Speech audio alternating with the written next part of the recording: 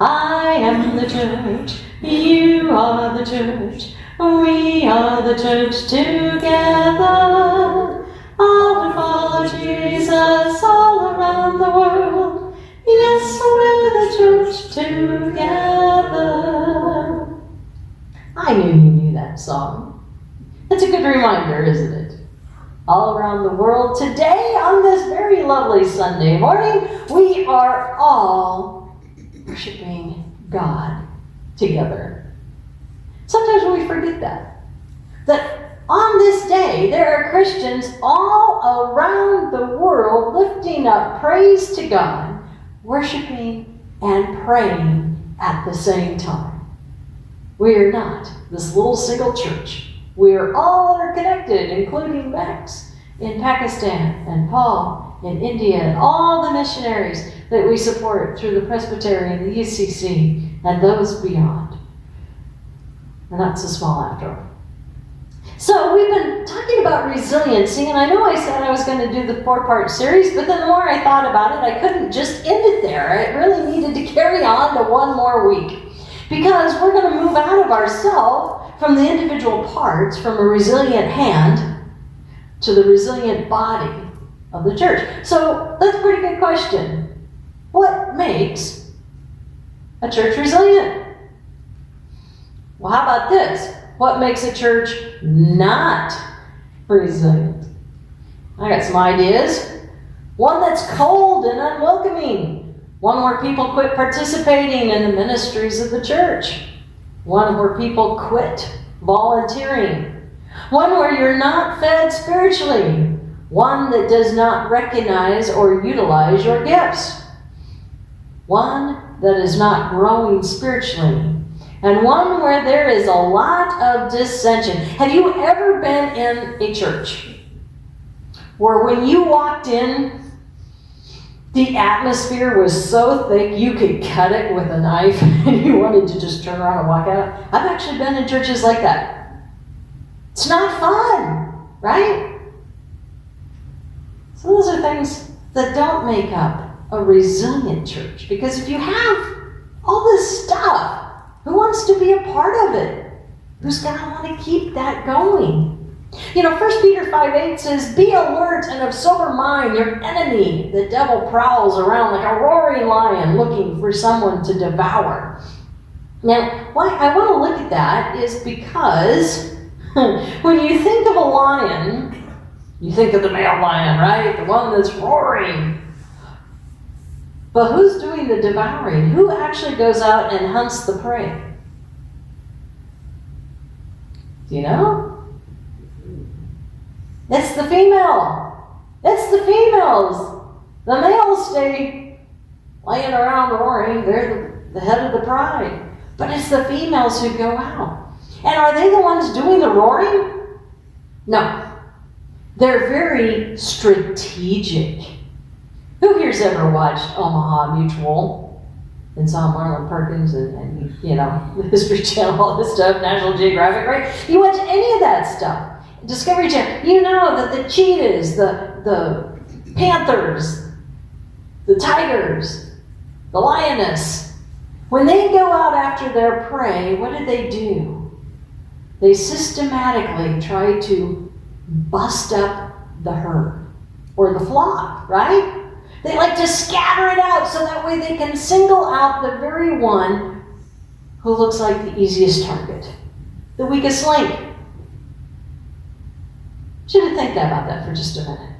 When Jesus is comparing, actually it's Peter that was comparing Satan being a roaring lion ready to devour. When you really think about what is it that Satan does, he doesn't come in and just attack a church.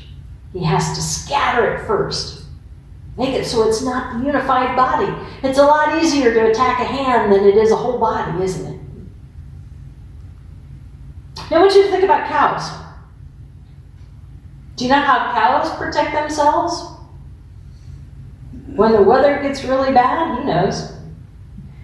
They all come together and they form a big circle. And they put the youngest and the weakest in the middle to weather and hunker down the storm.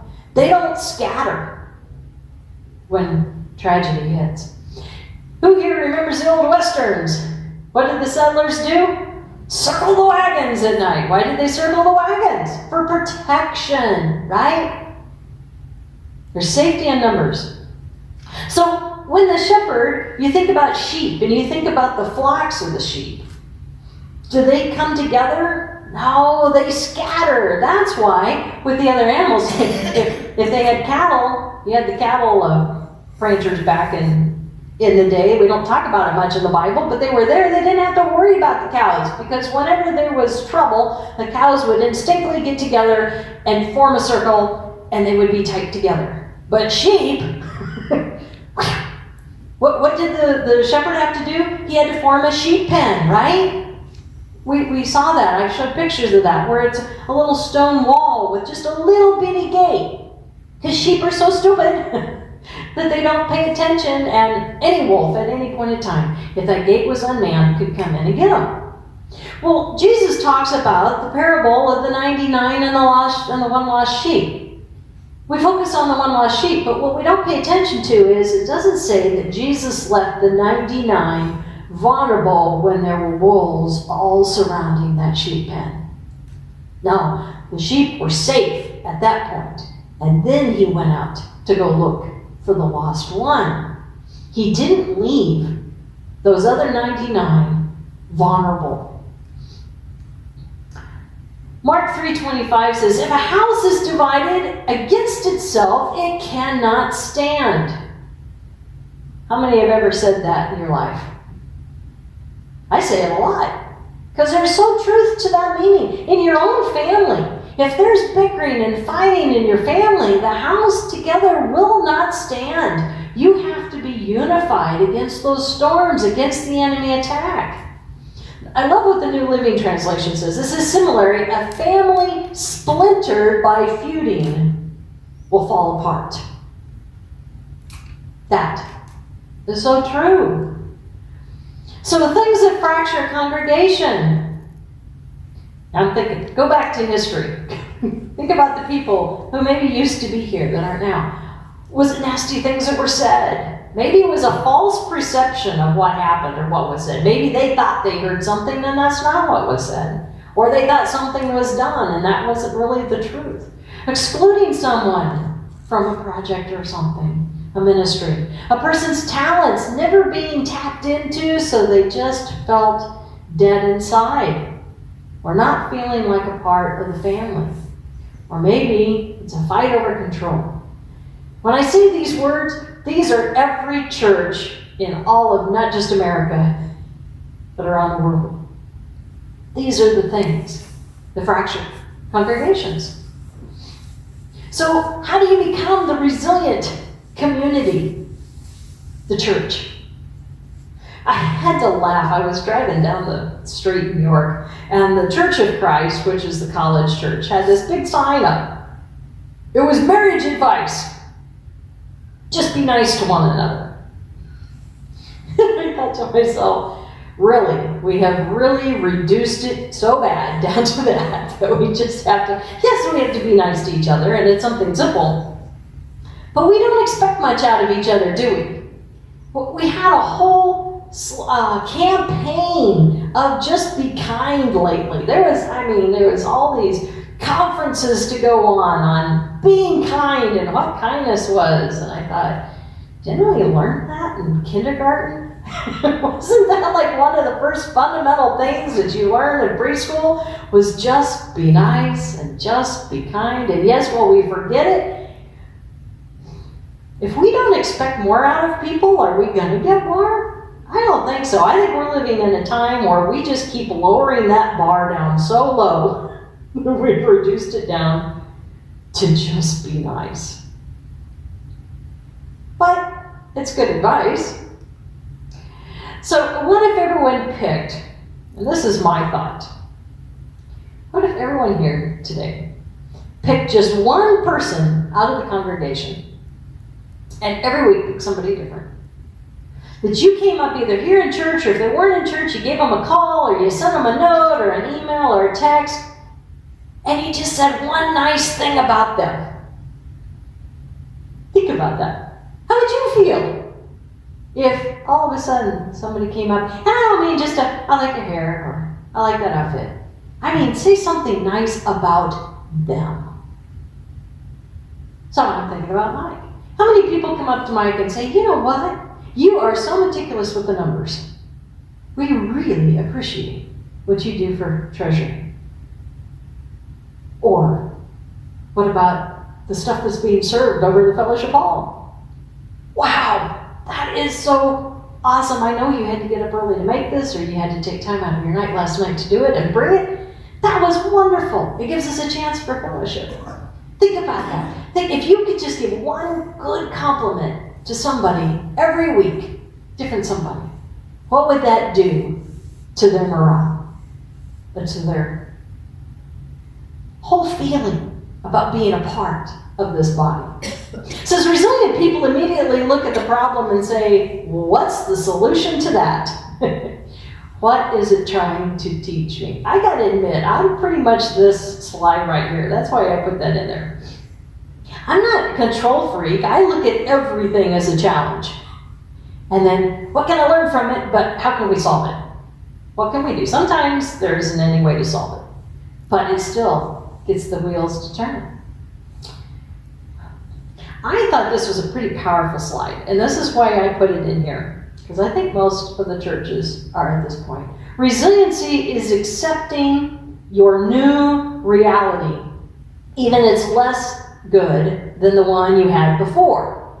You can fight it. You can do nothing but scream about what you've lost or what you can accept, and try to put together something that's good. We've talked about the resiliency in this church. We talked about history, you know. Everybody remembers back in the day when the church was full and we had so many kids and everything was going great. Well, was it really? But that's what we remember, right? We remember the days gone by. And we look at this and we don't want to settle for the new reality. And really, the new reality is not that we couldn't have a full church again. But what if that's not in God's plan? Are we going to fight it? Or are we going to accept it and say, what can we do with what we have? What can we do with the body of Christ that's here right now? I just did a conference. I've been doing a lot of conferences lately, but there was one on Wednesday, and it was on the rural church. And I thought that was interesting. It was actually done but we were tagged on it to jump on. It says the undeniable, irresistible resilience of the small church. I thought about the rural church throughout the decades. Did you know that the rural church, the small church, is actually the most resilient? Yeah, we're not as big, but we're mighty in small numbers. They're usually more mission-oriented and minded and stick with it, not just, put together a big fundraiser and do one big thing and then call it quits. It's the consistency, it's the discipline, it's the constantly giving. They're usually closer bonding congregation and more like family. You know, I went to my brother's church when he was in Lincoln. He went to a big one that was out on Highway 77. And they had 300 to 500 people, depending. I don't remember how many were on the books, but they had like 300 people. And they were doing this big project for the kids, and it was, all the church was supposed to be involved, and he asked me to come in and do a magic show as one of the things. They were having a concert. And so I went, and I did a magic show. And you know how many people showed up? Now you have to realize my brother has 6 in his family, and we have 5 in our family. So right there together, that was 11. There was 21 people that came. And it wasn't just the magic show. It wasn't just, come for the afternoon and see my sister. That was not it at all. This was a big kid production. And then 21 people, that's counting adults. And again, that was our 7 kids. My 3 didn't even go there. That's a church of 300 to 500 people.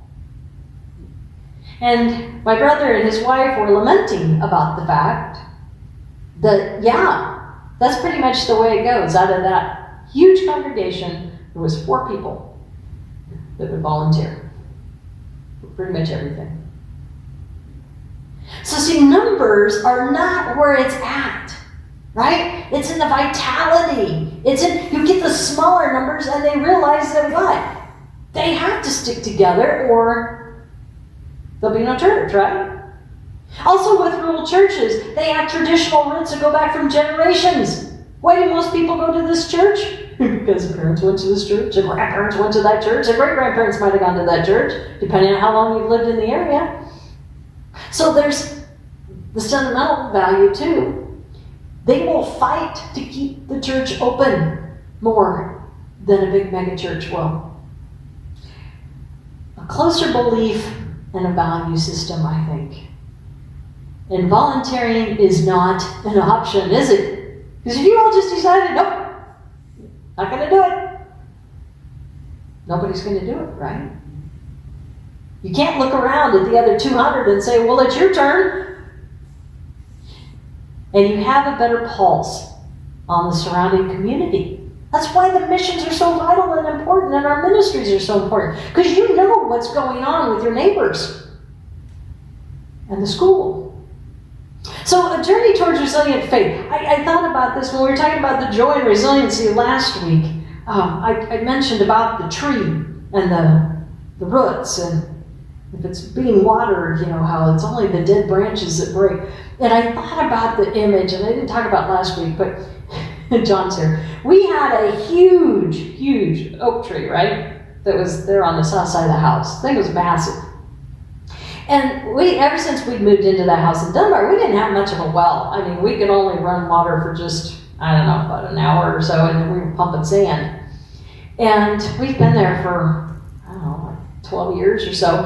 And we had lost one tree, and I said, you know, we wanted to do something neat there. I said, how about we just cut that other one down? Because it was looking like if it fell, it could go on the house. So he started cutting it down. And again, this was a huge tree. And as he cut into it, water started spurting out of this thing. I mean, water was just like he had cut a water main in town. Couldn't hardly even cut the tree because it kept making the soft blade so wet. There was a complete pipeline from that root system to our well, and it was pumping that much water through that tree. Now, why it was dying, I have no idea. It was amazing. When we got that tree cut down, we never had an issue with water again in our well. But when I think of Jesus talking about the wellspring of living water that flows up through, I get the image of that tree every single time. Because as a church, if we are tapped into that living water, we should be that wellspring of water that's just shooting forth and feeding out the branches. Jesus says, I am the vine, you are the branches. If you remain in me and I in you, you will bear much fruit. Apart from me, you can do nothing. If that tree was not tapped into that well, it would not have been surviving as long as it did. That also reminded me then of the other story when I was talking about last week that together, being the body, we need to be together. People say, oh, I can watch TV. I can watch church on TV. I don't need to be part of the church. There was an older pastor, who had gone to see a congregant who hadn't been in church for quite a while, many years. And he went in and he met the man, and they were talking, and the man said, well, I don't need to be in church. I believe in God. I don't have to be a part. And the pastor nodded his head, and he looked over at the fire that was going, and it was blazing with all these hot coals. And he just got up, and he went over, and he took the tongs, and he took a piece of coal, and he pulled it out of that fire, and he laid it off to the side. And they watched that coal, and it started out really hot and blazing, and eventually, as they sat there in silence, that coal started to go out, and it turned black, and it cooled off. And the old man sat in his rocking chair, and he said, point well taken, I'll see you on Sunday. The pastor got up and left.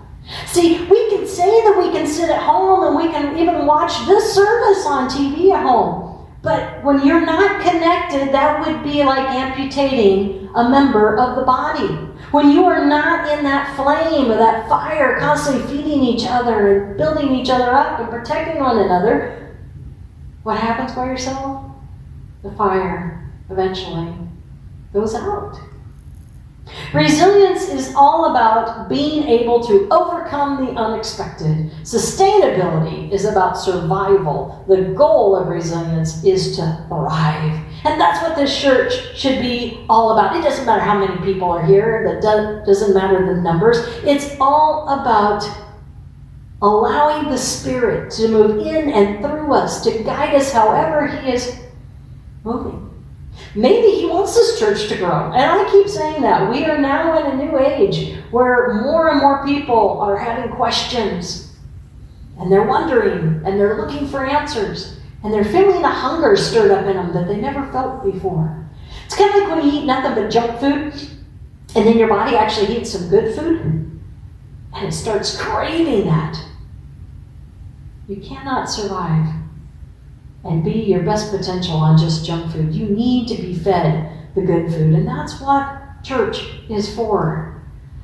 So my job as the shepherd, I asked God when I went to York. I was so frustrated because I finally got to go to a big town, 8,000. Oh, cool! I'm actually going to get a bigger church. And it was smaller than my other two that I left.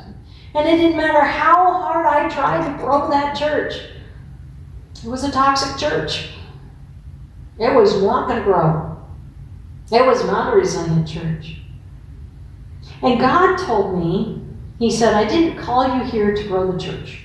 I called you here to keep the faithful faithful. And I thought, wow, I hadn't thought of that. And that was the same thing that carried with me here to these two congregations. To keep the faithful faithful, because in this world, you're going to get onslaughted by so many things. And who thought COVID was even going to be an issue when I came here? That wasn't even on the radar. The enemy, the prowling lion, is going to strategically, constantly keep hammering with things that are going to scatter most congregations. And when they're scattered, it's easier to start picking them off.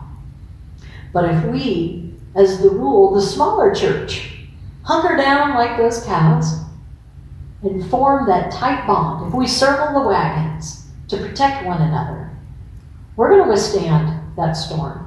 So what makes this congregation right here resilient? What are your strengths that are unique to only here? I've had enough time with you. I've observed quite a few, but I want to know what you guys think. What do you have personally, individually, to offer? And what does this congregation as a whole have to offer? And instead of being frustrated on what we no longer have, what new vision is He giving us to move forward on? Like I said, when we look around and we don't see all the people here that used to be here, it's easy to become disillusioned. But I heard something I was watching a thing with The Chosen. It was an interview. And he said something that hit me really hard. He said, it's not your job to feed the 5,000, just to provide the loaves and the fishes. I thought, oh, what a weight had been lifted. Because that's the way we feel, right? Like, we got to do more. We got to keep, trying to get the numbers up and everything. And that's not it.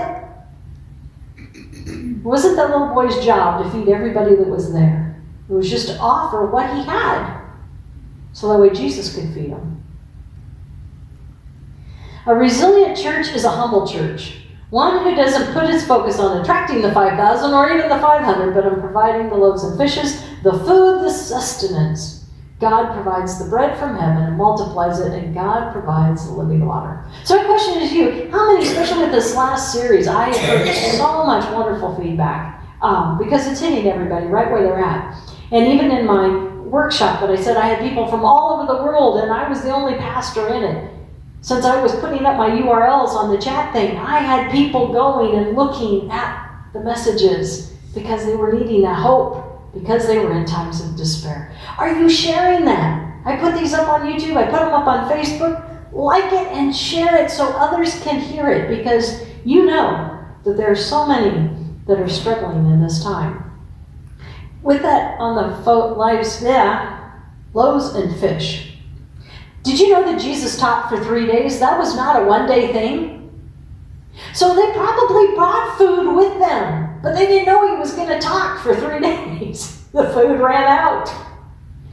And who knows, they might have brought extra. But then they saw others didn't bring any food because they were just coming for an hour or two. And maybe they shared. So everybody was getting really, really hungry, and he did that on purpose. They were learning to be spiritually fed, but he waited until they were hungry enough that they needed a miracle. How cool is that? It was not happenstance. Jesus waited until just the right moment to perform the biggest miracle, to feed them not only spiritually, but then physically. We are all members of the body of Christ, each with each different ministry, talents, and ability, and each is extremely important. If you didn't learn anything else from Paul, I hope you got that. A body cannot function properly unless each member is doing what they were created to do. The church does not close, only the building, because we are the church. We are the living body of our Lord Jesus Christ, and we are everywhere. We sang the song. The church is not a steeple. It's not a resting place. It's the people. We are in a new era. We can go kicking and screaming, daydreaming about years gone by, or we can be excited at what God has new in store for our ministry right here. Because this is the best ever, a resilient church. And that resilient church is because of the core foundation. We're following Jesus for life. Amen.